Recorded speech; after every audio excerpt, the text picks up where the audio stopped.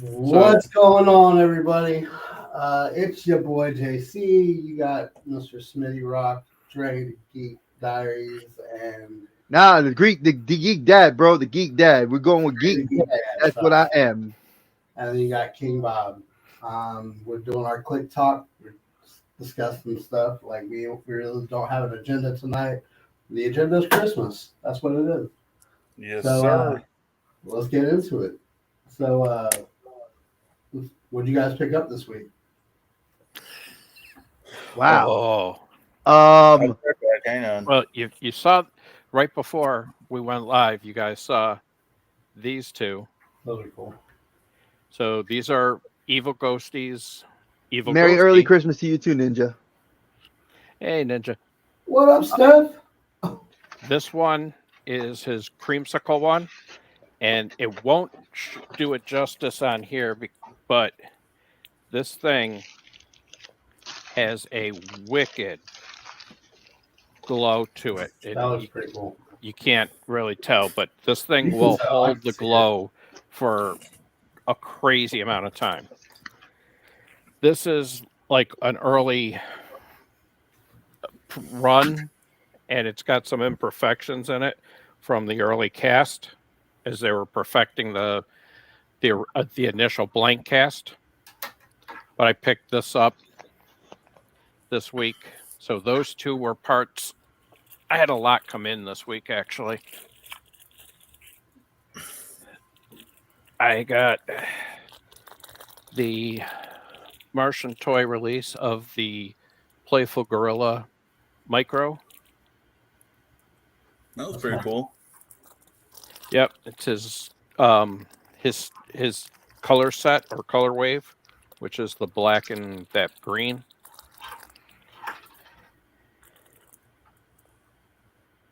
And then from Feast Studios, I've got the Ghost. That Face. is sick.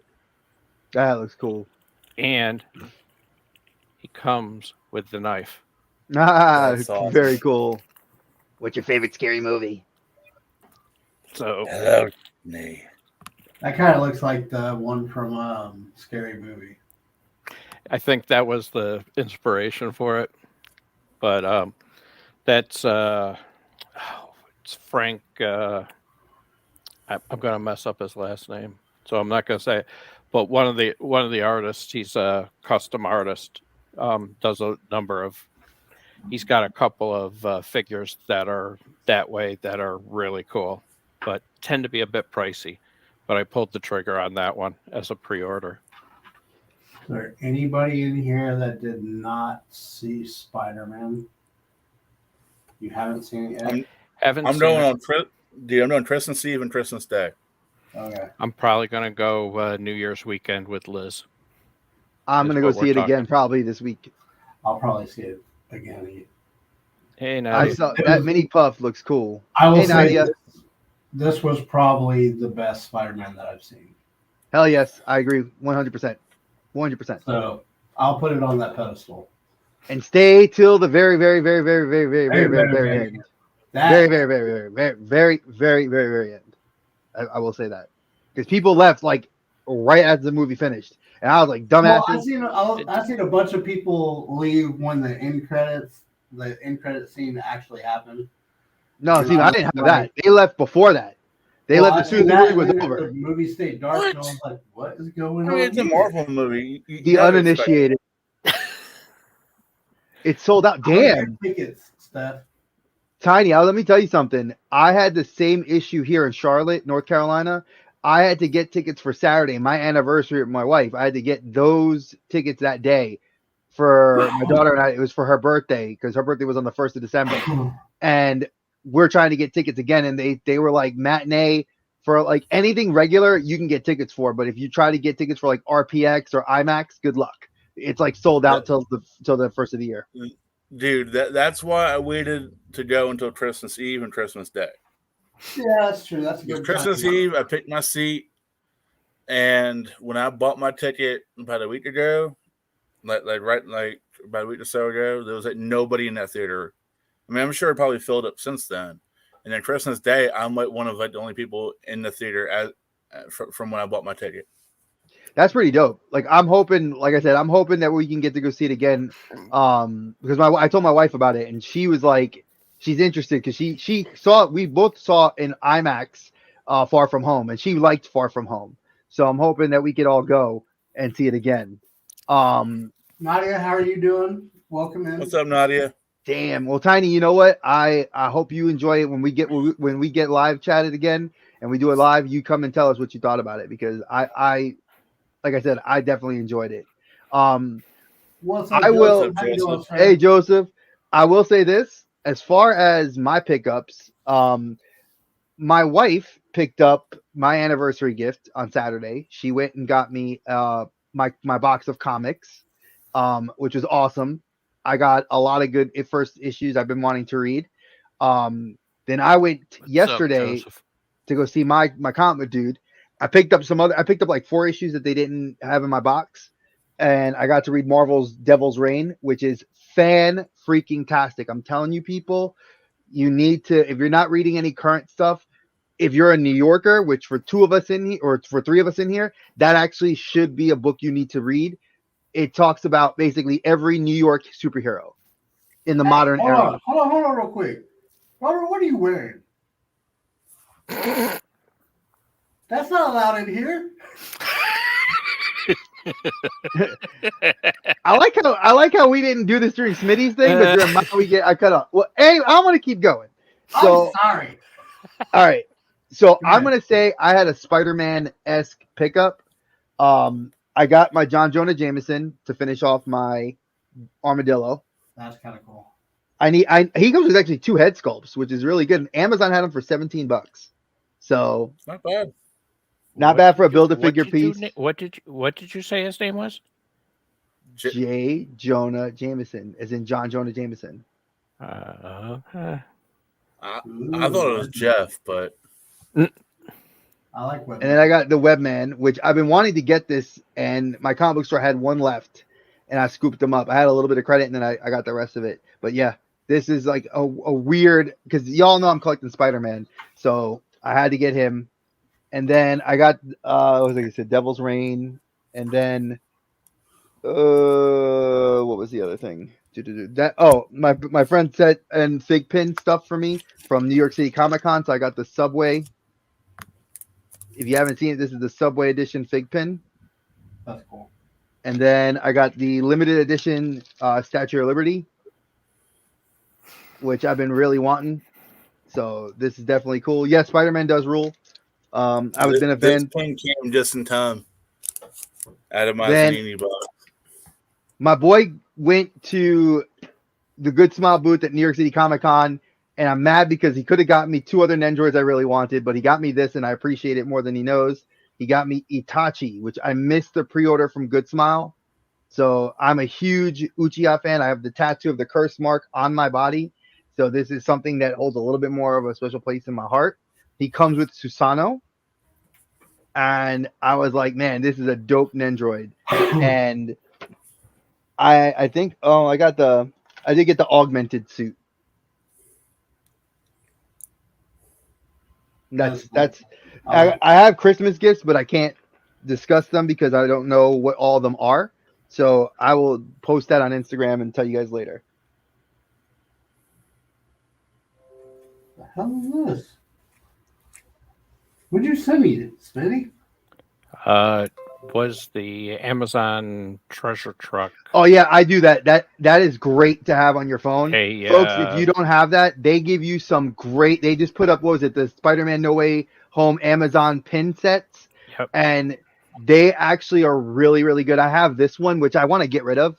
I bought this by mistake, but it's the WandaVision pin set that they did, and you get like usually 5 or 6 pins for $20. And they're worth a fair amount of money, actually. So if you don't get these when they come up on the treasure truck, they go away. You're not going to find them again. So they are a nice little scoop up. And treasure truck does like toys. That's why I found out about the Marvel Legend for Jameson. I found him.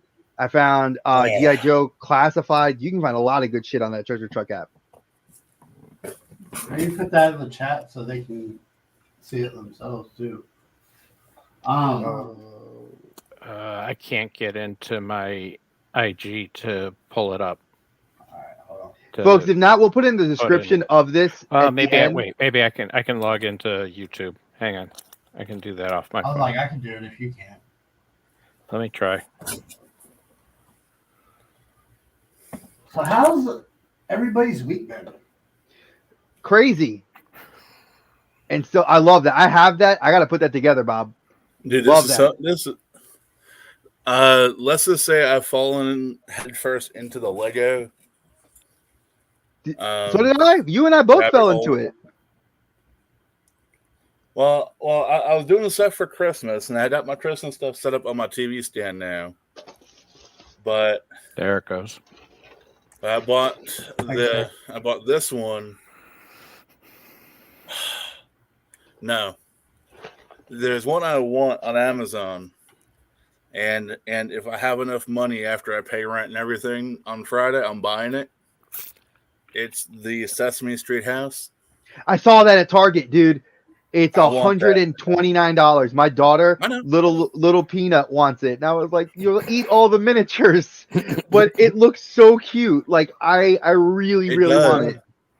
It looks amazing, folks. For a dad or anybody that's a fan of Sesame Street growing up, that thing is it's as big as the Daily Bugle, if I'm not mistaken, size wise. It's about the same size as the Daily Bugle, and then it comes with like 10 or 15 miniatures, and Yeah, it's a good set.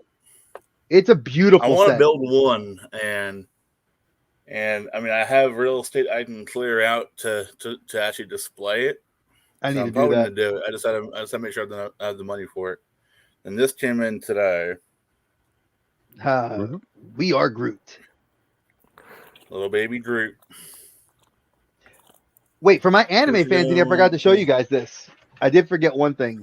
I sent this to the group chat, but oh my goodness, he is going to be hard to get out of here. If you guys don't know, there's a guy on Facebook named Toyco. Art G recommends him, and I went through Art G because he and I talk, and he was like, "Yo, check him out. He gets some really cool figs." This is a exclusive Hollow Ichigo. If you guys are a fan of Bleach, it comes with 4 different face plates. About what was it? 1, 2, 3, 2 sets of hands. 3 sets of hands. 3 swords. You get his scabbard Zangetsu, the large Zangetsu, and then Tenza Zangetsu. So it was like $60, and I pre-ordered it months ago, and it finally came in. So Robert, what was your pickup, Robert? Which one do you want? I mean, I picked this up, which is the Ghost Rider car with. his Legos look awesome. If you follow him on Instagram, folks, to see his stuff, because he's been putting them together, and I love it. Then His holiday You guys talk collection about has been that cool. big old pickup you had last week. Oh, what? Oh, The slab, Batman baby. 50. Y'all Nice. didn't. If you didn't watch his video, y'all missed that because he showed that in the Dude. video. I thought he was gonna cry in the video. I almost did. I was gonna say because that was dope. Ooh, Nice. Oh, Darth Maul trade paperback that looked good right there. and Nottingham.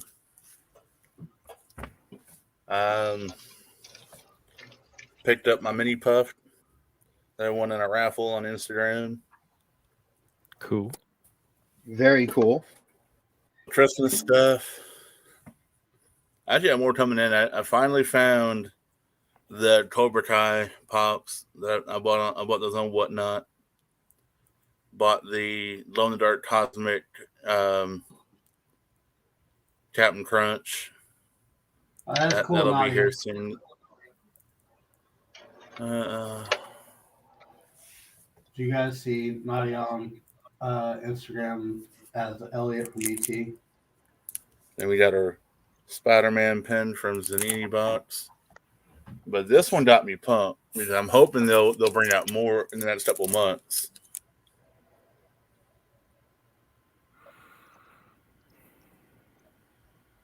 I don't know that one. That's from Back to the Future 3. Oh yeah. I would have picked that up in a heartbeat, Joseph. For 125, yeah. Wait, for what was it? Yeah. That's not a bad deal, Joseph. Wait, how much? I meant by my computer. So tell me what he's That's saying. awesome.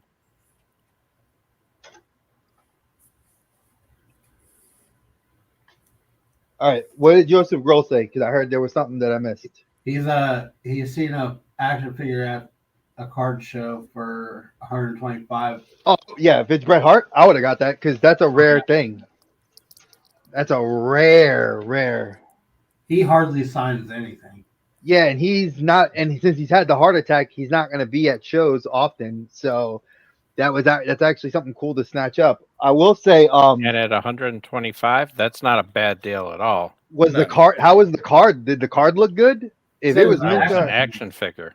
well, no, say so, but if I don't know if yeah, it was right. packaged. That's what I'm saying. that's what I'm wondering because if it was in the package and it is like mint on card with a JSA or Beckett, yeah, I would have bought that. honestly, yeah, if it had its JSA and it was mint on card, I would have probably picked it up for 125. That's a damn good deal. Yeah. That's kind of cool. See, he gets these pins and I want them. This one, you won't get this one. Look, could This I drink coffee? Yeah, this is One of a one. artist proof 1 of 1. Before this was the what they did for before they did the run of this pin. You want this a similar pin to this? Evil Ghosty. I can put Evil Ghosty's. I can put his website up, but I have that on my pin board for him. But he put up the artist proof the other night, and I was like, "Yep, claim." Evil Ghosty, guys, if you're not following him on Instagram, he's actually really cool. Smitty posted a bunch of videos about him and with JC talking. He's there's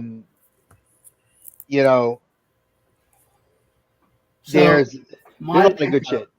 My pickups were that guy.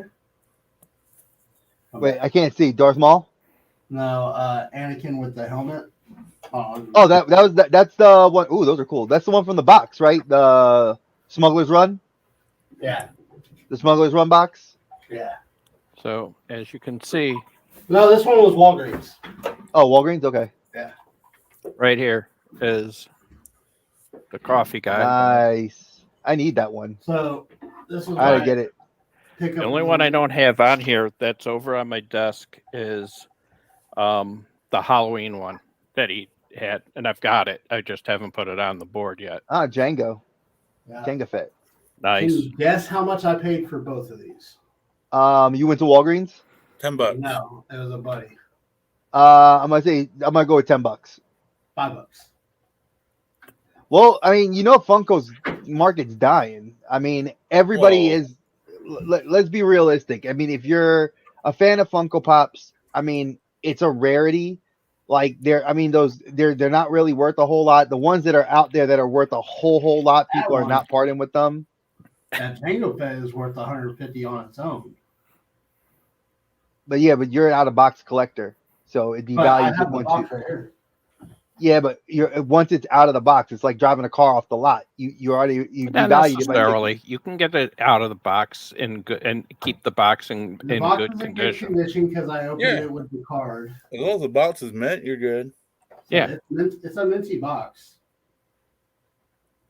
But I know you. Are you gonna? I didn't even realize you were still buying Funko Pops. Like I thought you were just focusing on Flash. Like I've kind of focused on Spider-Man, Captain America, and wrestling. Star Wars is always going to be there for my offices and stuff. But Flash is like the one that's close to my heart, so I buy that. Yeah, because I was gonna say you always have a Flash. On occasion, like I'm gonna try to go get that Wally and Eevee from Target. But it's got to be something I like. So that's JC. Did you see that the new releases for the McFarlanes, the new McFarlane Mirrorverse ones? The Genie is the dopest looking one. Like I was like, yo, he looks amazing, and I already pre-ordered them through BBTS, Big Bad Toy Store. For those of you that don't know, Me and my buddy have been trying to collect his. He's been trying to start a collection of Batman stuff, and we've been trying to hook him up with like finding the McFarlane Batman cave and Batmobile and old 60s TV show stuff. that's hard. I mean, especially now, like if you guys have not Or- been to the was it stores, they're 70s? empty. Was What it the 60? No, late 60s. If you're talking Adam West, that's the 70s, late 60s, early 70s. Yeah. So he's been looking for all that McFarlane stuff. That's that, and because it kind of resembles the old stuff. Yeah, because they had the Bat Cave, the Batmobile, which doesn't fit the figures, which I thought was dumb.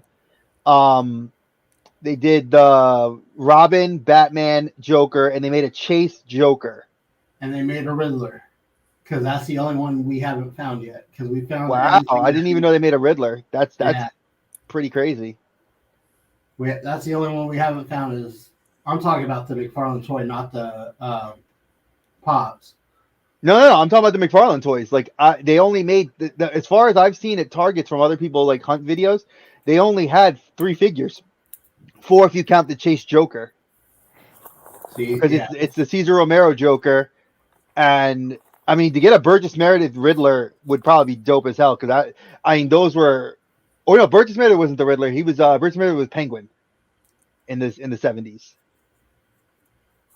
I would have figured they would have made an Eartha Kitt Catwoman already. They have, or they're going to.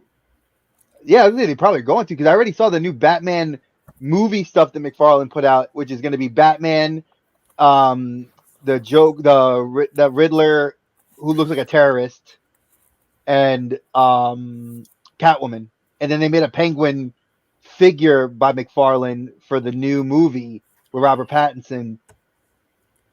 Oh shit, that looks cool as hell. We gotta find the Joker or Riddler now. So wait, let me throw this out there to the chat and throw it out to you guys as well. I've been, for anybody that knows, I'm an avid Marvel Legends collector. I think probably me and Bob are probably the only two that are really actively collecting them. Oh my god, that Ghost Rider I need. That is amazing. That's cool.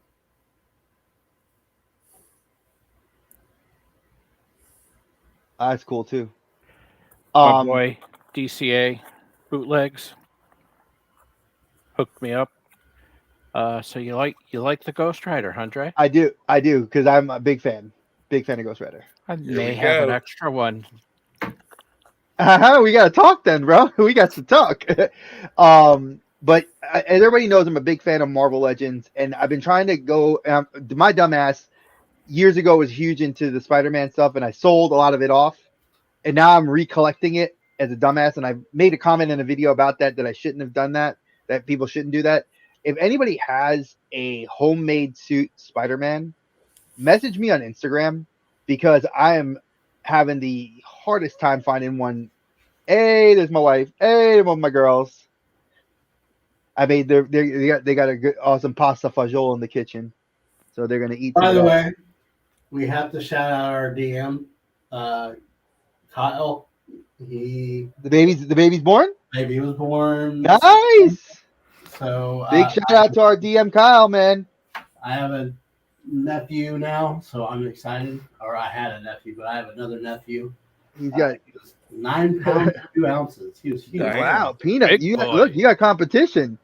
You Look, weren't I mean, even that big. I don't know if he wants me to show this kid, but he had some chunky cheeks, and I love it. So Pass on my congratulations to him, and he'll probably watch this later and be like, "Oh, you asshole." Nah, we gotta thank him. because Baby he's- and mom he's- are both doing well. Huh? Yeah, they're both Baby and doing mom good. are both doing well. They You made wanna say- it home you wanna say hi? already, so it's Hey, look, cool. they all like seeing you. See, say hi, everybody. Geeky baby. The geeky baby. Say hi. There you go. Go eat. Sissy, go put her in her seat, please, so she can eat with you guys. Thank you. Yeah, we just we call, everybody knows I call the little one Peanut, and we call my 12-year-old Walnut, because that's just, we figure it's bigger than a peanut. and she's had her birthday, the 12-year-old birthday, and she got to go see Spider-Man, and she's now into manga. So yay, another win for me. I love that she's into manga. Thank you, Joseph. Hmm. But she's mad because she's not getting food in her face yet. Let's ask that question. Who is your favorite Batman villain? My favorite Bat villain? That's not top 3 popular. Wait, Oh. that's not, okay. So wait, So it so I can't mean be- we're not. So It it's can't not be Joker, can't be Joker, can't be Penguin, can't be Catwoman. no, she's an anti-hero. I wouldn't say Riddler, but I would say maybe Riddler. Riddler's got to Yeah, be the Riddler. next Ra's one. al Ghul. Ra's al Ghul. Well, Riddler's I'd put one Raz of in the top 3. It'd be Joker, Raz, and Penguin would be the I top would say 3. Riddler because we'll say none of the big ones. We'll say what's your favorite minuscule villain? Well, there's not really a minuscule one, but any Batman, as in like Batman Beyond, it could count in that. I'm gonna count Blight from Batman Beyond because I thought he was a non-typical Bat villain. That like even though Terry McGinnis didn't create him, like the Joker was created by Batman, and like it facilitated the need to have Batman. Blight was sort of like just a mad grab for power, and like his just the look for him, including what the DC McFarlane figure looks like. I think they did a great job. So I'm gonna go with Blight for my guy. Smithy? Oh, I'm going to have to go You can't have this yet. After dinner, I'll give you one. this TV series. King Tut. Oh, that guy was great. He was that bald white dude. I remember him. And he used to put makeup on. Bless his heart, man. Because in the 70s, man, you'd be putting makeup on, they would have thought you were something else. King Bob. Mr. Freeze. Solid. Mr. Solid. Freeze is definitely a solid one, especially if you watch Batwoman, the new Batwoman show. They just did a whole arc with Mr. Freeze, and they finished, I think, the mid-season review with the reintroduction of Poison Ivy into the Batwoman universe. So I think that's kind of cool. I have to say, like, I don't know why, but I was always a fan of the Mad Hatter. He's another one that I think a lot of people slept on as a villain because they thought he was in the animated series. He was lame. Mm-hmm. Like, he was a little guy that just was crazy. But I think Batwoman did him justice where they made him like a crazy sociopath, like teenager, like that,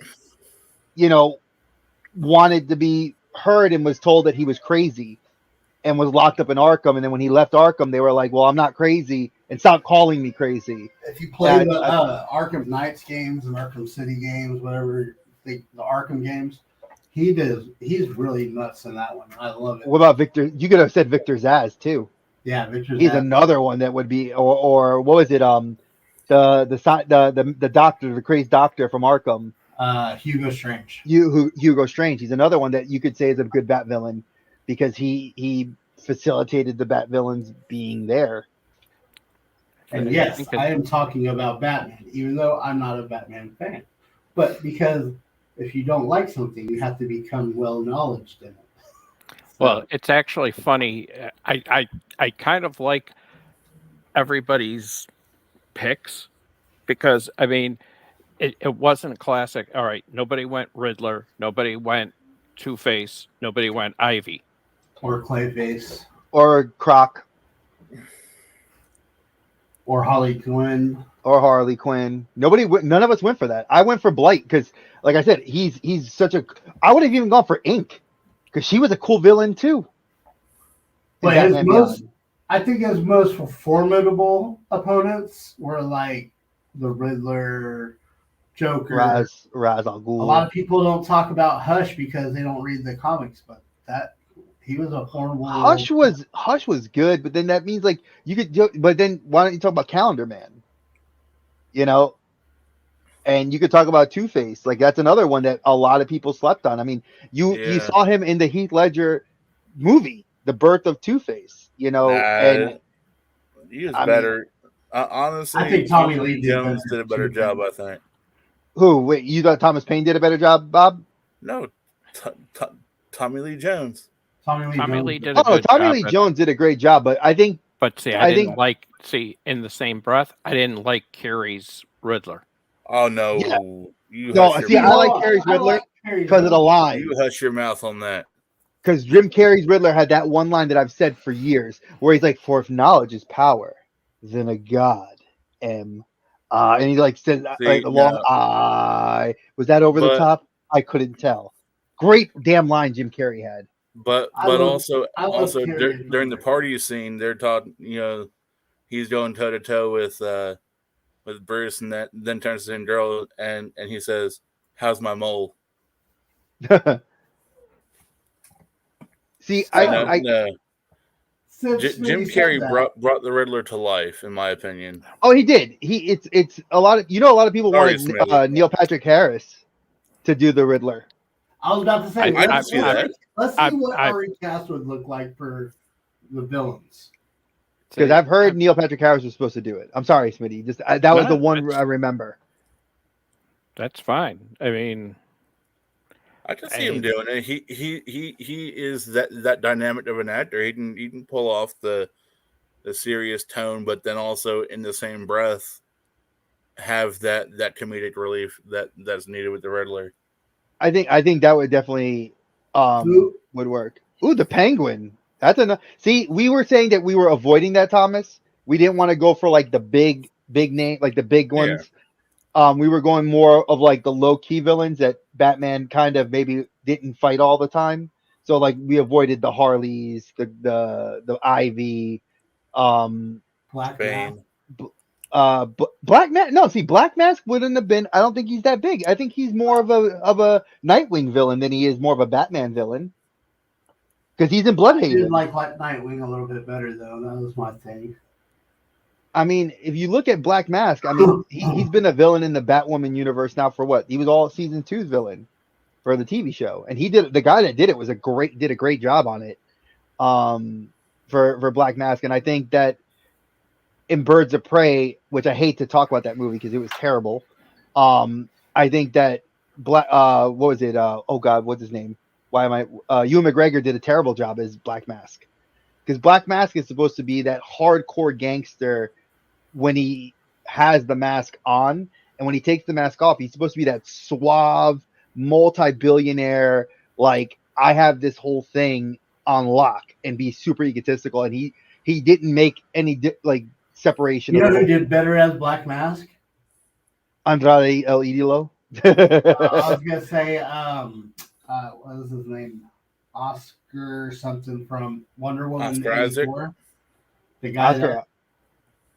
The guy that when he played in Wonder Woman 84, he would be the perfect. Oh, Pedro Pascal. Huh? Pedro Pascal. Yeah, Pedro Pascal. Wait, you mean the Mando? Yeah, the Mando. Mando, yeah. The way he did Wonder Woman 84, where he was the villain, but he was also the suave guy, that would be awesome for Black. I mean, I'm not gonna argue that. And plus, no offense to be no joke or no pun intended, he's used to wearing a mask. I mean, he's the Mando. I mean, I don't know. I mean, it would have been an interesting take on him as a villain, because I would say Wonder Woman 84 was not one of the best DC movies by far, but for him, it could, you put him in the Black Mask. I mean, there's always a chance of recasting. I mean, like, let's be realistic. Nobody liked Suicide Squad except for Harley, King Shark, and Peacemaker. And Peacemaker was the only character to really kind of get out of that series of Suicide Squad to get his own movie. Hold on. Or Suicide TV Squad series. 1 or 2? 2. I kind of like that one. King Shark was good. King Shark was my favorite character. I'd rather see that one over Suicide Squad 1. No, hell no. Diablo, baby. Come on now. Yeah. Diablo was my favorite character. Come He on, had the man. most heart-wrenching story of them all. Yeah. Come on, man. That's my You killed your wife I and think- daughter and son by mistake. You couldn't control your power, your anger. and then he was basically in self-exile going to prison. A gangster, a gangbanger that had that power, and he was like, I'm choosing to be here. And then dude was a god. He fought a god by himself. Yeah. Respect. That's why they made him Ghost Rider. Not him. Because Jay Alexander was he plays what's his face? Magnum PI now. Because I forgot the guy who plays Robbie Reyes as Ghost Rider. I'm trying to remember what his name is. Let me see. So, Hey, being the old man of the group, I will openly admit I am partial to the Batman TV series villains and the people that played the villains. Oh yeah, they were iconic. Ooh. I mean, I watched it as a kid. Yeah, I've always said right now Cesar Romero's Joker is my number 2 Joker. Heath's is my favorite overall, but up until Heath's, I mean, yeah, it was Cesar Romero's, hands down. Frank Gorshin's Riddler. That's my vision of Riddler. And my Jokers are unexpected. Like, number 1 is Mark Hamill. yeah, but he does that's the animated, and That's what it was. It's still Joker to me. But number 2 would probably be Hamill's. Number 2 would probably be Nicholson, and number 3 would be. That's who it was. I knew it. Vincent Price was in the Batman series. I'm sorry. Yes. Oh, he was awesome. His voice, because you know Vincent Price's voice. Yeah. See, that's how you know me and Smitty are the old men of the group, because we can remember that shit right there. I remember that. But you can't put Hamill, Nicholson before Ledger. You can't. I can. Like, no, because Cesar Romero got to come first. He was the first in so many ways, because you got to look at the time. He's third in my book. No. Let me explain. He was first, and he should be first on the list. And this comes, and I'm not going to get on my social, box and try to say, like, speak out about this, but he was the first Latino on television to be in a major villain role to Batman. You have, Desi Arnaz on TV, from I Love Lucy, but you have him, and he was the big Bat villain. Then if you were to pick after that, I would say Ledger. Then I would say Mark Hamill, and then Jack Nicholson. Bob, what you got? Romero is number 1 in my book because the man had a fucking beard and he didn't shave it. He put the paint over it, and you couldn't fucking tell he had one. Respect. And that was in the 60s. Yeah, late 60s, early 70s. I mean, Eartha Kitt, black woman that was they on freaking TV. had the CGI of freaking mustache onto freaking Superman or take it off. Yep, because he had that for what was it? His what movie was he was doing? Mission Impossible, right? Funky. Yeah. With the CGI taking it out. But see, here's what I don't understand. Snowpiercer made Chris Evans grow a beard, right? For his role in Snowpiercer. Then he kept the beard for Captain America in Infinity War. But then you see him shave it. It worked. It did because it was such a great character. Because I love when he goes in there. He's like, if you try to like attack us, you can try to move us. I dare you, like, to come at like Ross. And then you see him like in the beginning of Endgame, like 5 years later, it's like shaving my beard. I respect that. So Romero's number 1 for that reason alone, but also to his freaking badass as the Joker. Ledger's 2, Nicholson is 3, and Hamill's 4. Yeah, we don't want to put. No offense to Leto, I don't count his Joker as it's not a good one. He hasn't done enough yet for me to. He did 2 movies. He did Suicide Squad, and he did redeeming part of either. Leto's Joker was at the end of the Snyder cut. Yep, of Justice League. Then I think I was like, redeemed it. All right, he has.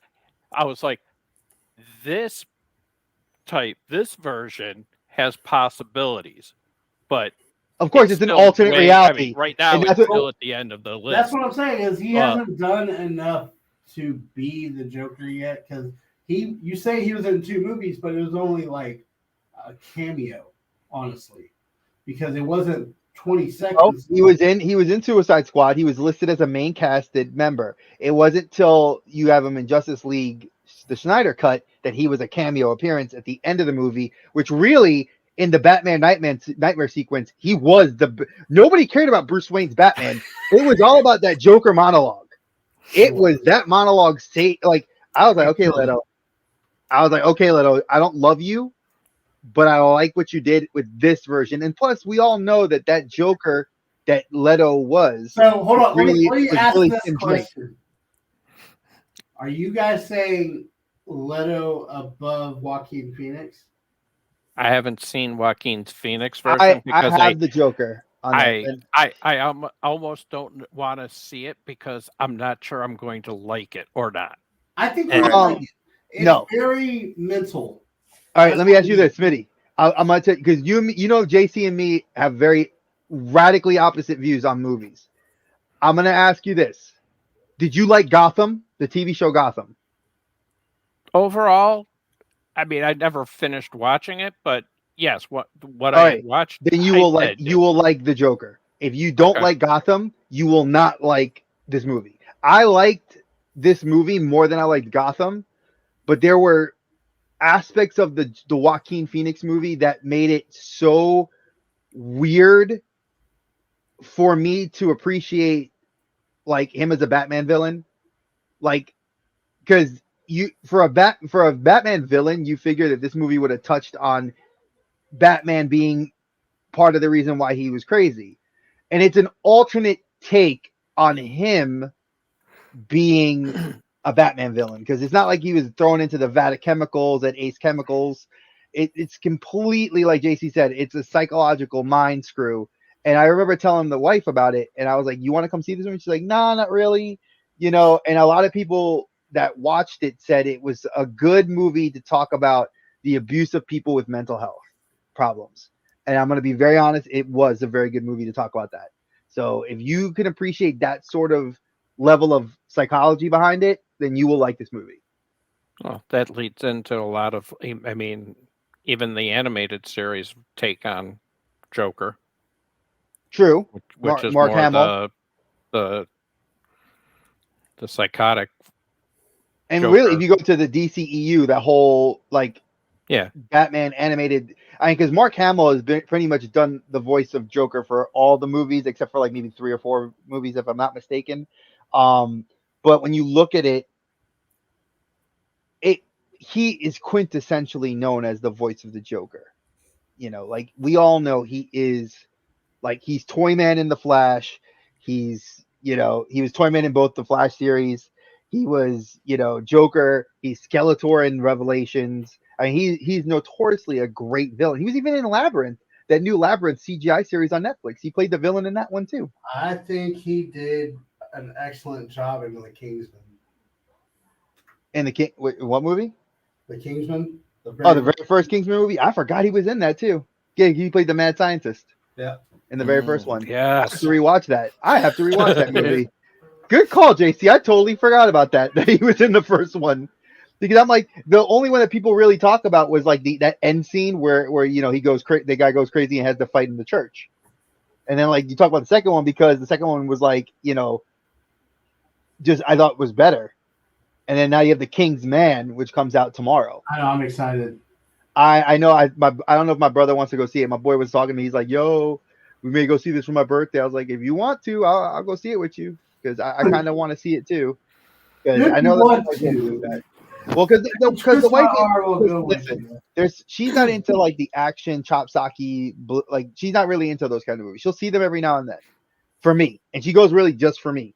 But if I were to go say, "Hey, let's watch this," nah. She won't, and I appreciate that because she's just not into like the blood, like John Wick. She wouldn't. I told her, I was like, John Wick, you will not go watch because it is just straight up gore. I love John Wick. Don't get me twisted. I love Keanu Reeves. Like, damn, that movie for anybody that cannot stomach the violence. I mean, it's like The Punisher. Go watch Punisher. It's a good feel good story. You know, the Punisher. That's his name. He punishes bad guys. By what? Shooting them. Putting them in acid baths. blowing them up, tying them to cars. You know, Hitting the you good with a stuff. sledgehammer. He's a good Christian boy. Well, he's a Catholic boy. I forgot because he had his children baptized in the church, so he's a Catholic dude. So, but yes, see, folks, even though it's Christmas, we gift you guys with the knowledge of odd, random superhero villains, anti-heroes. Like, see, do you consider Catwoman? I'm gonna throw this out to the group and to the chat. Do you consider Catwoman a villain? And depending on who you look at as a Catwoman, would you look at her more as a villain or as a anti-hero? Because if you say Eartha Kitt would be more like, to me, an anti-hero because she was in love with Batman, and she was seductive. I mean, no offense, if I was Batman, Eartha Kitt was hitting on you, Even the Michelle Pfeiffer, the latest one with Annie Hathaway's. Yeah, that would still be a anti-hero too. Yeah, she'd be an anti-hero. Come on, it's Anne Hathaway. You'd let her. Yes, go into the Batcave. Take what you want. You want that big coin? You got it, girl. Just go take it. See, but see, I felt like the Hathaway one was more homage and fell back to the old Eartha Kitt. Yeah, the old school. Yeah, where Michelle Pfeiffer was more of a kind of a league of her own. I think that Catwoman was more homage to the comics because Tim Burton was looking for more of a darker edge to her. And, come on, everybody remembers that backflip, the backflips, and then she's like, wow. And then Halle Berry was this Halle Berry. We don't talk about that. We don't talk about Halle Berry. That was a dumpster fire. That was a very beautiful dumpster fire, but a dumpster fire. Yeah, Halle Berry, beautiful woman. Hot trash movie. Hot trash. JT probably loved it. He probably gave it 5 stars. Look at his face. He's like, well. Was Roman in it? Was Roman in it? Roman gives it approval. It did have the 3 B's. It did. Which is for Robert, it is the sign of a good movie. It's got to have the 3 B's. No, that movie was a hot trash dumpster fire. Come on. Nicolas Cage was a bad script. There's no doubt about that. Oh, so I'm sorry. Before I had mentioned the Ghost Rider that was Robbie Reyes in the MCU was his name was Gabriel Luna. He was the guy that played the evil Terminator in Dark Fate, and I think he was good as Robbie Reyes. But I was talking to one of my friends, and he said that he doesn't think the Robbie Reyes is going to come back in the MCU. He sees it being more of like a Johnny Blaze or a Danny Ketch Ghost Rider as more of a modern twist. And I said, well, he's like, Marvel looks at it, it's easier to CGI a motorcycle than it is a car. But I was like, but it's Robbie Reyes, though. I mean, like, it's like, I want my Hispanic heroes, man. I need more of them. I mean, you got America Chavez coming. You got all these like other, like you got people coming. I need more, like, besides Miles, So, but again, who would you consider an anti-hero that should be a villain? Like Punisher, hero or anti-hero? Again, Punisher, anti-hero. Well, he's not a hero. He's definitely an anti-hero. But he was a cop that got. And now he let's was go. A soldier too at one point. So yes, he was. But look at what got him to a gangster. Well, killed his entire family. I'm sorry. You kill my family, I'm gonna go do Hawkeye. Ronin. Thank you. Exactly. Ronin. What was Ronin is Ronin an anti-hero or a hero? Oh, he's definitely anti-hero. Which is really? why I like him. I don't know. I like him too, but at the same time, it's like I don't know. I look at Punisher, and it's like Cincy Nerd posted an article today saying that they changed his logo. Starting in March, they're going to do a 13-issue miniseries of like kind of the closing out of Punisher's character, and they changed the way the symbol looks, so it's like a skull, but it's got like symbol, like it looks like horns or like swords that cut through the actual skull. And I was like, okay, weird twist on the symbol, but is it like going to twist on his character? I kind of like Frank Castle being the honored soldier, former cop. You killed his family because he was a gangster, and then he turned on killing every villain. Batman. What is Batman? Is Batman a hero or an anti-hero? Oh, he's always been an anti-hero. But see, he's also a main. He's one of the triumvirate, dude. He's one of the main heroes to the Justice League, a founder, and you call him an anti-hero. See, he's always been a vigilante. That essentially at the heart, the whole darkness of Batman is why I liked it. Same here. I mean, Venom, anti-hero. Deadpool, Daredevil, anti-hero. Daredevil. Now we're gonna go back to that gray area, like Catwoman. It's like we know he's a good guy, but I don't know. Especially recently in the comics, like he killed somebody, and the world found out that he was Matt Murdock, and they put him in jail. And then Elektra became Daredevil. So is it the idea, like Rorschach, like whoever wears the mask, kind of takes on the idea, the mantle of being the anti-hero, or is it the actual person that gets into the suit? That's a really, I always thought about that myself. Like, why do I love Batman, but then I love Captain America? It's such an odd dichotomy of characters. Somebody that's so lawful good to somebody who's so chaotic, neutral, and how he handles a problem. But then you got Spider-Man in the dead middle of all those that I like too. And he's does good by the neighborhood, but has been pushed to want to kill. Sorry, I'm like I'm listening to you guys, but I'm all watching all the Raiders. superheroes. You've had that arc Yeah. where they got pushed to that edge or over.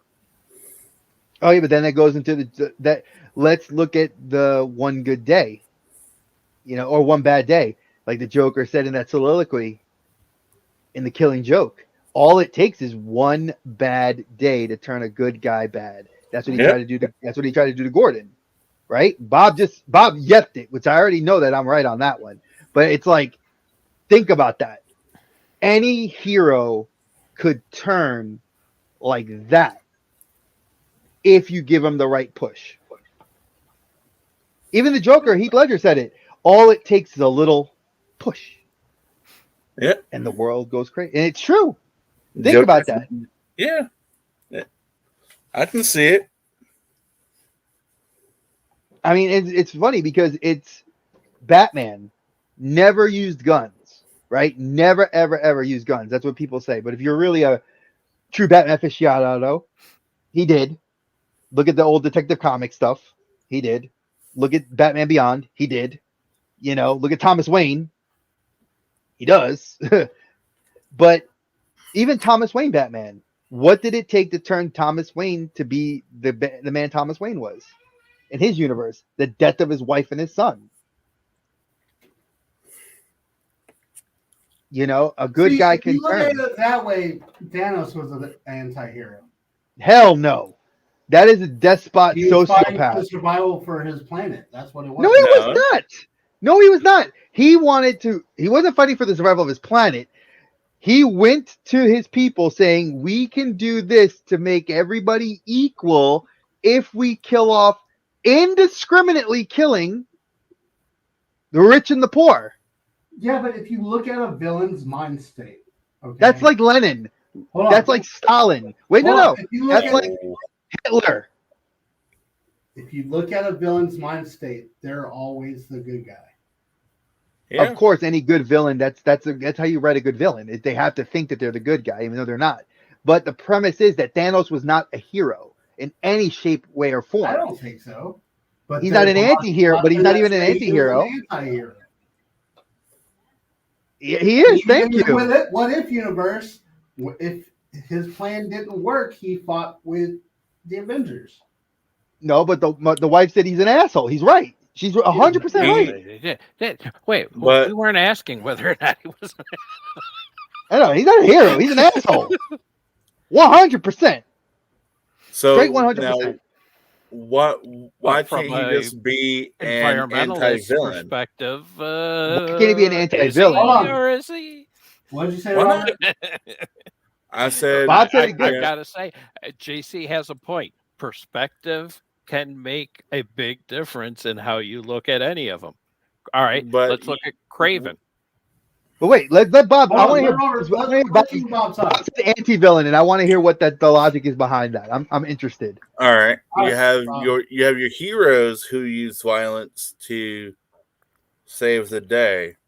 Why can't a villain go rogue, but not do something that some people would consider bad for a good means? He's all Thanos really wanted to do was make the world a better place. Granted, he snapped his fingers and snapped half of humanity into dust, but in his mindset, he was doing the right thing. And yeah, he looked at it as balance. Thanos' logic Yeah. was, if I brought balance, there'd be no starvation, there'd be no poverty, everybody would be on an equal footing. But the thing is, when his logic was to be indiscriminate, that you kill rich, poor, Yeah. sick, healthy, get rid of everybody. And it wasn't just humanity, it was everybody in the universe. So wouldn't that take a little bit of credence away from him being a villain and just him being the anti-villain? Whereas Darth Vader just wanted to take over the world. He flew in his little spaceship and he just blew up worlds, and he did it for world domination. Thanos did it for peace. I think with Thanos, there was no Anti-villain. manipulation. Thanos would be out. This is what I'm gonna say. Thanos had no manipulation behind him. He made the choice. He was a manipulator. He was very charismatic. He knew what to say to get the children of Thanos on his side, to get the Skrulls on his side. The Kree. He knew what to do. Where Darth Vader was more of a manipulated youth that because of Palpatine wanted to corrupt him, because there was good in him. You remember they said there was good in Anakin, but then you killed his mom. Then his wife died in front of him. Then he thinks his best friend, his mentor, his master, is sleeping with his wife. He was. And no, Obi-Wan was not. Obi-Wan was never doing that. And then boom, he turned. But that was all manipulation based on Palpatine. He put in What his about head Magneto. If you were going to say situation, he was inside of the slaughter camps in Auschwitz. I mean, no offense to anybody that's of Jewish heritage. That guy was in a murder camp. I mean, to put it mildly, I would turn on humanity too. He had to go through 2 waves of persecution. Exactly. The Auschwitz and then the mutants. So he saw it from both ends of the spectrum, that even being white didn't help him. Once again, perspective plays a big deal, because Magneto is probably one of the most liked villains out there, and that's a big reason why. Yeah, Magneto is actually understandable. In the animated series, everybody's seen him as a villain as well. But at that time, he was fighting for the rights of mutants. He was fighting so that they live. I'm gonna Balsa. Magneto also in the animated series quotes Malcolm X. He does. That the ends justify the means. Meaning he had to do what he had to do to get the freedom for mutants, because if he didn't take a militant approach, he wasn't going to get his point across. So would he be a villain or would he be an anti-villain? What about Malcolm X, Martin Luther King? That's exactly where you put Magneto and Professor Xavier. Just because Xavier did not go out there and attack people, but he was still the most powerful telepath on the planet. He could manipulate your mind. That makes him if not worse than Magneto, who could literally kill you by freezing all the iron in your blood. So what you're saying is Thanos is an anti-villain. At no point am I disagreeing with you, Bob. I said I like the term. My wife heard anti-villain. She's like question mark in her head. So babe, Bob says an anti-villain is somebody that does bad things for the good purpose in their mind. So like Thanos. What would you call it then?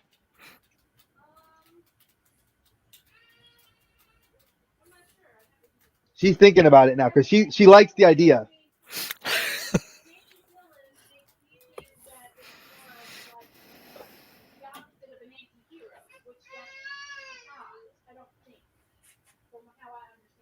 All right, well that's actually no, but I like that though. See, you got the wife thinking, and she's like I said, she's like kind of dips her toe into pop culture, comic book stuff. So she got her thinking now, which I like. I'm just They saying. say it's called corrupt, being corrupt. It's doing No, not being corrupt, because corrupted means that's Darth Vader. Darth Vader was corrupted. He was manipulated, corrupted to do bad things. That's like going into, that's when somebody has to go. Corrupted Vader, as Like opposed Lex to like Luthor. money or. Lex Luthor was. He's selfish, and he wants to kill Superman. Luther was Because power he hungry. thought that his power would outdo us all. Yeah. Is it that, or is Lex Luthor just really a megalomaniac? Yeah. Well, It depends on which Lex you talk about. Smallville Lex was literally trying Smallville to. Lex is not canon. Huh? Smallville Lex is not canon. If I'm going to go through canon, I'm going to look at comic book Lex, the DCEU Lex Luthor, where he hates Superman so much that he'd be willing to kill anybody to stop him. That's, there's a mania behind that. That's proof that he hates, and he hates aliens. He hates any Kryptonian. He hates any hero. He even hated Batman, and Batman is just as anti-hero as it gets, and he didn't like Batman, and Batman's human. So it's like that's like Sinestro. You use fear to manipulate people. Does that mean you're a good guy because you use fear? Because Caesar said it was better to be feared than loved. Yeah, Caesar said that. But you're also talking about people that are Napoleon might have said it too. Right. But that's easy to say when you have the power. But Caesar And he's didn't trying have to it. Remember, keep it. Caesar rose to power. Huh? Caesar rose to power. Caesar was in a family that took over the Roman oligarchy. So in a sense, Caesar was gifted power, but then he had to get it through manipulation into the Senate. Because remember, Caesar realized that the way to control the Senate, you control the people, but to control the people, you needed the military, which was controlled by the Senate.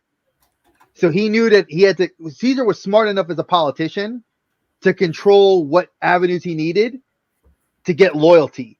Hence why Caesar lasted. I'm gonna need you to do for the channel. I'm gonna need you to do the DMD behaviors: lawful good, chaotic good, and I want you to explain where anti-villains and where heroes mix well with that. I can do that. I've always explained it as. Remember, I told Kyle that. If y'all watched our streams, you all know that I did in our zero session. I think it was. I had explained to Bob what the different alignments were in Dungeons and Dragons, because you have like chaotic good, lawful neutral, chaotic neutral. And I always remember that the best way to explain it to anybody that did not play Dungeons and Dragons but knows comic books and pop culture was to pick characters from pop culture and you plug them in, and it made it make sense. Like neutral good is like Green Lantern. Green Lantern is somebody that does it for the betterment of the greater good, not for himself. Where you look at someone like lawful neutral is Judge Dredd. He is the law. He embodies what he thinks is the law and his idea of what laws are.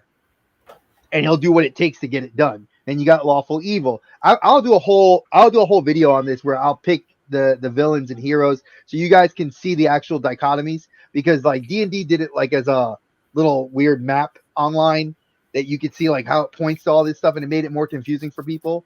And then I was like, no, I like the heroes and villains. You pick the right ones, and you can realize you're like, oh shit, that is him or her. I get it. But it's What also would the you historian in me. What would be a great example for chaotic evil? Because Chaotic evil, Joker. Joker. Joker's chaotic evil. Joker's chaotic evil because he is borderline chaotic neutral, but the reason he's more evil is he does it for the sinister. He does it for the joke. He does it because he enjoys it. There's a sinister behavior behind it, like Carnage. Carnage is chaotic evil. He so desires his power that he wants to have notoriety behind it, and the only way to get notoriety is to be seen. So that's why he would commit the crimes. Like when he beat Robin to death, in Death of a Family, he beats Robin with a crowbar to death, and he tells Batman, "It was fun to see me beat the crap out of this Robin who was begging for his life," and he wasn't really begging because he didn't have any teeth in his mouth and his face was swollen shut. And then he blew him up on top of that. Do you agree with this?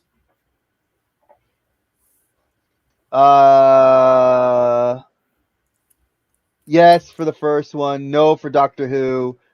Yes for Wolverine. Yes for Judge Dredd. Rorschach. Yes. Deadpool definitely. Darth Vader. I would put Doctor Doom.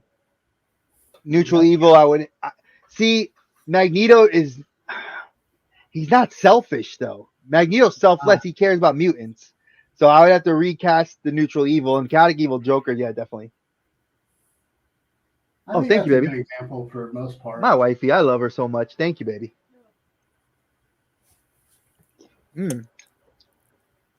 Yeah, well, yeah, I really wouldn't put Magneto in there. I wouldn't put Magneto for neutral evil because he actually cares about mutants. It's like we always have this misconception of Magneto that he does it for the power. He doesn't. He doesn't do it for the money. He doesn't do it for notoriety. He does it to free mutants. He is the dichotomy to Xavier. Xavier does it to help mutants, so does Magneto. Their ends are different to justify their means. Hence why you can't say he's selfish. So let's talk some Christmas, fellas. So what's your all-time favorite Christmas movie? All time. Die Hard. I'll think about this myself. I still got to think about it, but I'm going to say Die Hard right now is my temporary one, my placeholder. What did you say? Die Hard's going to be my placeholder right now until I think about it. I don't consider Die Hard a Christmas movie. It is. It takes Nakatomi Plaza. I don't consider it a Christmas movie. God. People in the chat, tell JC he's wrong. Die Hard's a Christmas movie. It in is. that I'm sense, in the limo. okay, Christmas in and the Holiday. sense that Die Hard's an actual Christmas movie. It is. So is Harry Potter. No, it's not. They don't celebrate Christmas. There's no Christmas trees. There ain't no Santa Claus. Very true. Hogwarts doesn't celebrate. There's no trees. They just talk about that it's Christmas time. There's no Reginald Vell Johnson. Exactly. Who came in Carl both Winslow. movies. You need Carl Winslow, man. Come on now. Oh, wait, no, I'm sorry. No, it's Al Powell in that one. Come on, man. You can't be telling me that Die Hard's not a Christmas movie, JC. I don't consider it a Christmas movie. My favorite Christmas movie of all time. That's tough. Just like Gremlins is not a Christmas movie, even though it takes place during Christmas. The Grinch is a villain. No. How are you trying to say the Grinch is not a villain? The son's the villain of Frosty. Evil. He's neutral evil. Yeah, I would actually agree that the Grinch is neutral evil. I didn't say nothing about the Grinch. No, I'm saying that you said there's no villains in a Christmas movie. The Grinch is a villain. I didn't say that. I said Gremlins was not a Christmas movie. Gremlins is a Christmas movie. They gifted Gizmo was the gift at Christmas. How is Gremlins not a Christmas movie? He was given to Billy as a Christmas gift. They had a tree. They had this. All right. with this logic, Lethal Weapon. Yes, 100%. Yes, 100%. Lethal Weapon 1, Christmas movie. Fine. With this logic, Rent is my favorite Christmas movie. Wait, what? Rent. That's a good one. The whole fucking movie starts December 24th, 9 p.m. I begin shooting without a script. Christmas Eve. In the Broadway play, there's a whole song about Christmas. I'm not going to argue that. But I don't disagree. I support that. Angel dances around the freaking apartment dressed up as Santa Claus. Right there, win. That's a win. And Gremlins is a Christmas movie because the second one took place at Christmas as well. So both movies took place at Christmas. So you're wrong, JC. Smitty, why are you rolling your eyes? I didn't roll my eyes. Oh, I was you rolled your laughing. eyes. Oh, I'm saying, don't roll. Y'all have to agree with me on that one. Christmas movies, man. Come on now. Believe me, if you wanted to see an eye roll, I can give you an eye roll. You mean the... You got to use the whole head action. So in that sense, then, Edward Scissorhands. That's not a Christmas movie. It takes place during Christmas. No, it doesn't. It does. And Edward's gifted his hands as a Christmas present. No, see, you're stretching that, dude. Gremlins is a Christmas movie. It takes place at Christmas. Both the first and the sequel take place at Christmas. One in New York and one in the hometown of Billy. And they had the original castmates come back. Rent, I can agree, because the musical had a song. The person dances in Santa Claus outfit. That I'll agree. Die Hard, the first two in Die Hard movies, the first two, Die Hard 1 and 2, both take place at Christmas. Nakatomi Plaza and then the airport in DC. So, your logic saying that it takes place during Christmas, Edward Scissorhands. I'm gonna look up Edward Scissorhands. I haven't watched it in a long time. We're gonna look it up right now. But realistically speaking, my favorite Christmas movie that I love to watch is White Christmas. Danny motherfucking Kaye and Bing Crosby. Bing Crosby. I was gonna say probably Doesn't get any better than those two. I've got like really two of them. Like my little kid Christmas movie that I watch every year, no matter what, is probably Charlie Brown's Christmas. Oh god, that's such a classic. It brings a smile to my face.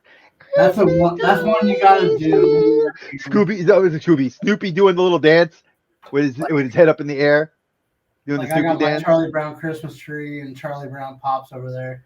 If I were to say my favorite, my Christmas movie as a kid that I loved growing up, it changed when I got to be like a young adult to an adult. Because as a young adult to adult, it's been the same movie. As a kid, I would say Frosty the Snowman, because I used to love watching that. I always remember watching it every Christmas with my parents. And then when I became a teenager, I would say now to adulthood, it'd be The Nightmare Before Christmas. That's like my absolute favorite Christmas movie. I watch it every Christmas. No. Favorite kids' Christmas movie is Mickey's Christmas Carol. Oh, that was a good one. That's a good one too. Actually, Alvin and the Chipmunks. Well, Alvin and the Chipmunks. You can't beat the Christmas song. So I mean, No, Mickey's no. It's Yeah, Mickey. what? the Christmas song. I mean, there's so many we can talk about, but it's hard to pick one. I will say this: if I have to pick one Christmas movie that's like my absolute favorite, I have to watch it every year. But I actually own it on Blu-ray. A Christmas Story. Well, I yeah. watch that every year. That was a staple for Christmas Eve because you get home. It started at like 8:00 at night on TBS and TNT, And it kept going to all the way to the next morning. And it kept going. It was 24 hours. So yeah, that was a staple. Did you know? And for me growing up, if I was up at midnight, you switch over to midnight mass from St. Patrick's Cathedral, and you go back over to. I remember doing that with my family too. That was 100%. I remember It's that. a Wonderful Life. That's a good one. I mean, It's a Wonderful Life is that's a Miracle on 34th Street. Yeah. I mean, I can go through, like, my mother-in-law was telling me to watch to stream it. I think yesterday she said like, "Oh, It's a Wonderful Life," and a couple like Hallmark was had put up a couple of movies on like their website to Hallmark stream has been running Christmas movies since Thanksgiving. since I know. before Thanksgiving. October. Well, Hallmark, yeah. Yeah, I mean, I remember Bob. You made a joke about it that it was like back around before Halloween. You had said that it was already starting. Yeah. So, but It's a Wonderful all Life right, is all right. classic. Kids, A Year Without Santa Claus. Ooh, that's a good one. Well, that is a good one too. Damn, there's some tough ones. It's hard to. It really is like Bob said. It's real hard to like nail down like one. I mean, Elf is another one that I would say now is like a staple. I mean, I love Elf. I watched it the other day. Four Christmases I rewatched too, which I thought was hilarious. There you go. All right, so we're gonna Let Bob go. Bob, go. Instant classic. It just came out. We're all friggin' nerds who all like video games. 8-Bit Christmas. I saw that. I've been wanting to see that. I haven't. It's seen hilarious. Dude, it is literally a Christmas story, but with a Nintendo. Yep. Instead And if of you a- like Neil instead of a Patrick BB. Harris, watch it. It is hilarious. It's hilarious. It is. I can see that one becoming the next Elf. routine of Christmas movies. So these are the 10 most popular Christmas movies that people stream every year. Okay, and we'll talk about each one individually a little bit. Okay, the Santa Claus with Tim Allen. Definitely. I haven't watched that in years. I think I watch it every year. I love that movie because the whole premise of the Santa Claus. That I always like that one. I prefer the second one, to be honest. Yeah, second one was Now good. I that think all the three whole have been out series for a was while, good. I prefer number 2. Um, Three was a money grab, but two is my favorite. White Christmas. Fuck yeah, number 1 movie with a bullet in my. That's in my number eye. 9. Actually. I don't care about that. Number 1. A Muppets Christmas Carol. Yep, I watched that with my daughter. That was great. Definitely. That's definitely a good one. I love that Light one. the lamp, not the rat. Just remember that. Number 7 is The Chronicles of Santa Claus on Never Netflix. seen it. I'm not I'll sure. check if that I've out. seen that The one. Santa Chronicles. Yeah, the one with Kurt Russell. It's really That's a good. good. Oh yeah, that was I have seen that one. That wasn't bad. That was actually interesting, The different. first but and interesting. second one are really good. If you haven't seen the second one, it's just as good. I saw the first one. I like the first first one's one. better in my opinion. Yeah, Oh yeah, it's the first one's going to be better, but the second one did do. it's an pretty interesting. It was interesting for Kurt Russell to step out of his like typical action hero role to do something as the Christmas the Christmas Chronicles. So yeah, or the Santa Chronicles. Yeah, And I it definitely. was cool to see Goldie Hawn as Mrs. Claus. You know, Oh, well, she's That was- beautiful. Yeah. So yes, Yeah, and that's his wife, his girlfriend, longtime girlfriend, because they're not married. I think it's legal marriage now, but it's not. They never got married. No, they're like Common domestic. law. They're a domestic partnership. Commonwealth. Yeah, Common they're law. common law married. Yeah. The Snowman with Michael Keaton. Yeah, that was the one where Jack Frost was I it mean, called Jack Frost? Yeah, Jack Frost. Yeah, that's a good. I don't one. know how that beat out White Christmas and Muppets Christmas Carol. I don't know. Yeah, it was Yeah. good, but it wasn't like Yeah. great. I would agree with everybody's comment on that one. Miracle on 34th Street. Hell yes. Yep. That should be like number Yeah. 2 on the list. 'Cause it was amazing. That deserves to be in top 10, definitely. Yes. Number 6. That's the classic one, right? The Yeah. Natalie Wood. Yeah, this we're little- not counting remakes. For me, if they tell you a remake of it, no. The original. I want the black and white or the colorized version of the black and white one. It's a Wonderful Life. It's a Wonderful Life. That's not number 1. Yeah. Nope, that's number Number 4. 5. It's 4? Wait, dude, we skipped 5. 5 was 5 was 30. one. Oh no, you're right. 5. It's number 5. Damn. Number 4 is Nightmare Before Christmas. Yep. I love that movie. Hands down. Own it on Blu-ray, the 30th anniversary edition of it. Number 3 is The Grinch.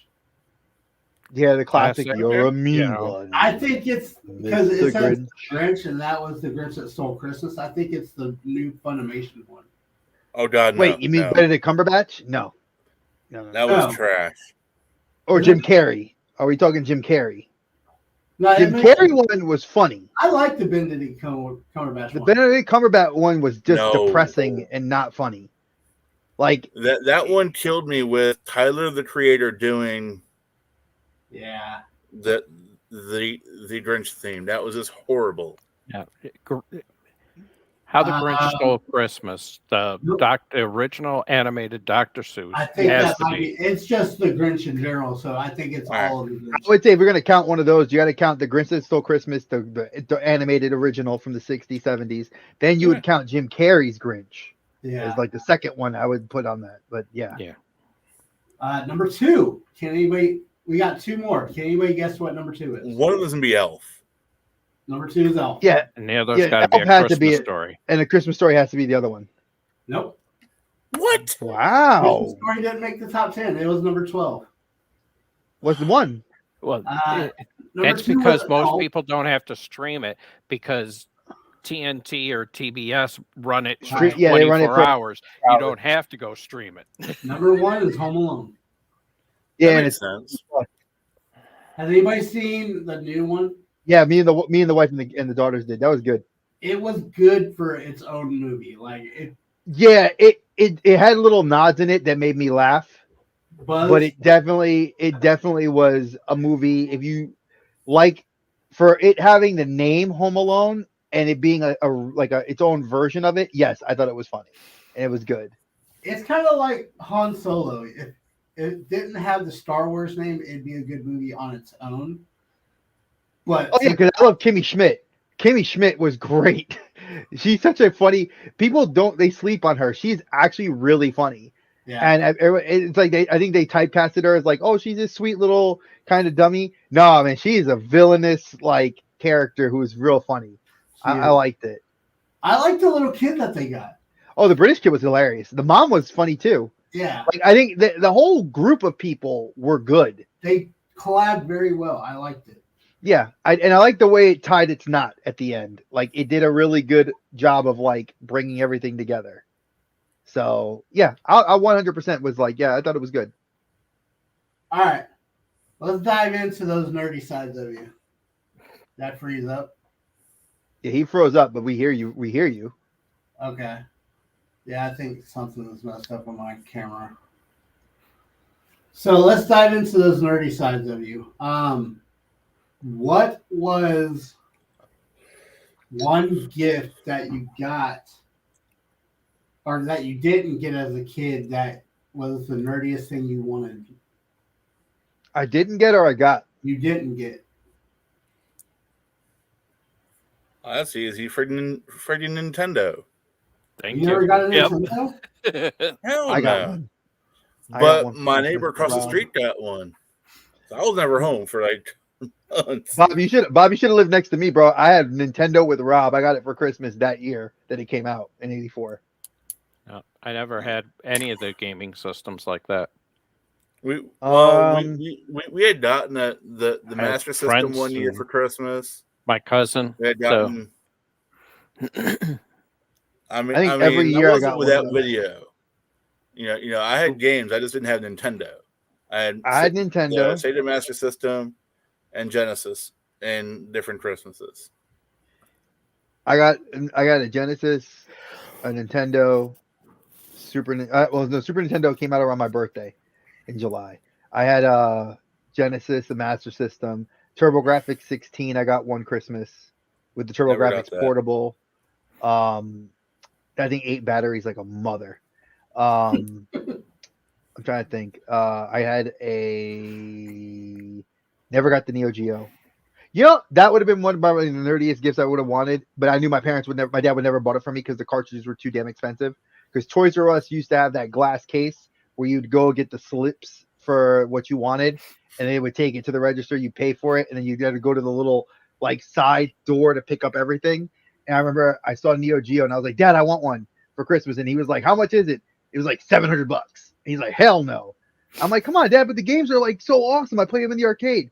And then he showed me I showed him the video games, and the video game cartridges were actual RAM cartridges from the arcade machines. And it was like World Heroes, which was like Street Fighter, was like $185 just for that cartridge. And my dad was like, nope. And I was like, damn it. And I never got that. And when they brought it over, the Neo Geo CD was like was what Sega CD could have been if they had produced better, if they let Japan actually just rock with the anime games, because there were so many anime games that came out for Neo Geo CD that I really wanted, and that's like the nerdiest gift, I would say, expensive nerdy gift I really wanted that I never bought. Now as an adult I would never buy because it's just ridiculously expensive even more now. All right. My follow-up question is favorite gift that your parents got you. Okay. Be right back. I will say this. Man. I will say this. I know what it is. One Christmas year, my mom and my dad, it was just gotten on TV that year. And it was Captain Power and the Power Masters, where you had to get all the figures, the vehicles, and they had VHS tapes with infrared where you could take your ship and aim it at the television. And that year, I remember my parents bought me a VCR, and it was under the tree, and then I had all these boxes.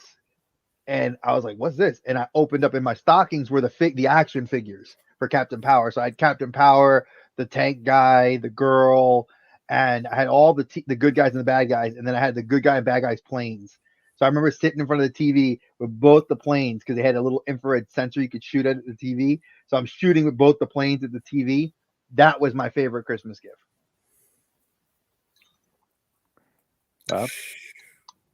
Mine would be sort of along the same lines as Dre, but my parents bought me the complete wave of Silverhawk figures.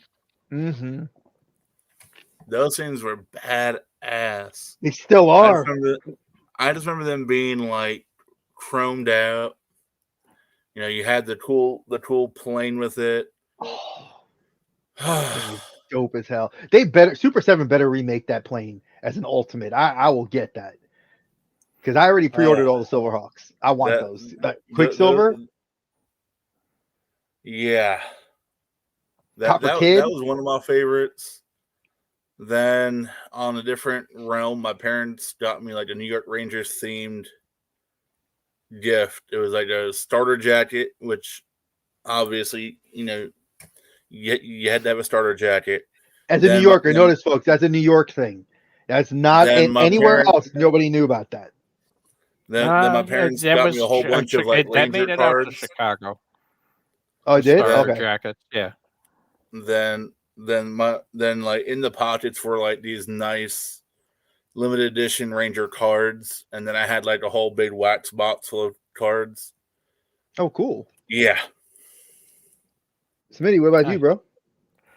Kind of. I'm gonna go. I mean, knowing where I grew up, Rochester. Early on, my parents had gotten me. It was a 110 camera when I was real little. Mm-hmm. And that got me into, and that was around the time my dad was doing some photography stuff. And then years later, just after I got out of high school, we were actually in Australia. And while we were there, my parents, as a combined birthday Christmas gift, got me a 35 millimeter, a big, Canon full size, with two different lenses, the standard 35 millimeter lens and then like a 110 lens, zoom lens. Nice. That's dope. And those were two of my most memorable favorite gifts growing up. So when I was real little, like grade